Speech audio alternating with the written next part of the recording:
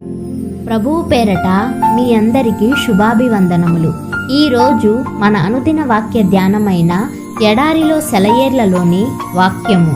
నేను నీలాంజనములతో నీ కట్టడమును కట్టుదును. యెషయా గ్రంథము 54వ అధ్యాయము 11వ వచనము. గోడలో ఉన్న రాళ్ళు అంటున్నాయి, మేము ఎక్కడో పర్వతాల్లో ఉండేవాళ్ళం, కఠినంగా కర్కశంగా ఉండే కొండ చర్యల్లో ఉండేవాళ్ళం. వేడిమి, వర్షం కొన్ని వేల సంవత్సరాలుగా మమ్మల్ని ఆకారాలు లేని బండరాళ్లుగా మలిచాయి.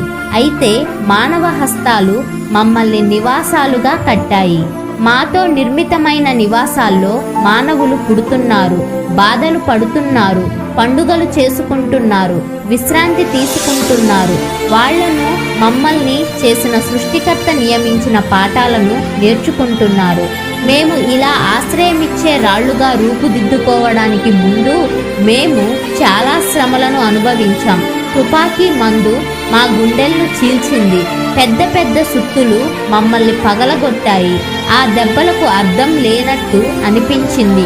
ఎందుకు కొడుతున్నారో మాకు తెలిసేది కాదు. చాలా కాలం వికృతమైన రూపాలతో చెల్లాచెదురుగా పడి ఉన్నాం. కొంతకాలానికి మమ్మల్ని ఈ ఆకారంలోనికి తెచ్చారు. సున్నితమైన పరికరాలతో మమ్మల్ని నునుపు చేశారు. ఇప్పుడు మాకు ఆకారం ఉంది, మా ఉపయోగం తెలిసింది. ఇప్పుడు మనుషులకు మేము ఉపయోగపడుతున్నాం. ఇప్పుడు నువ్వు ఆకారం లేకుండా క్వారీలో పడి ఉన్నావు. మాకు ఒకప్పుడు అనిపించినట్టే ఇప్పుడు నీకు ఇదంతా ఎందుకో అర్థం కాదు. కానీ ఉన్నత సౌధాన్ని కట్టేందుకు నువ్వు ఉపయోగపడనున్నావు. కొంతకాలానికి దైవహస్తాలు నిన్ను నీ స్థానంలో ఉంచుతాయి. పరలోకపు దేవాలయంలో సజీవమైన రాయిగా నువ్వు కలకాలం ఉంటావు. నిశ్చల నిశీదిలో నిశ్శబ్ద సంగీతం, చక్కని పాలరాతిలో దాక్కున్న సౌందర్యం. సంగీతం వినబడాలన్న, సౌందర్యం కనబడాలన్నా కళాకారుడు కావాలి, శిల్పి రావాలి.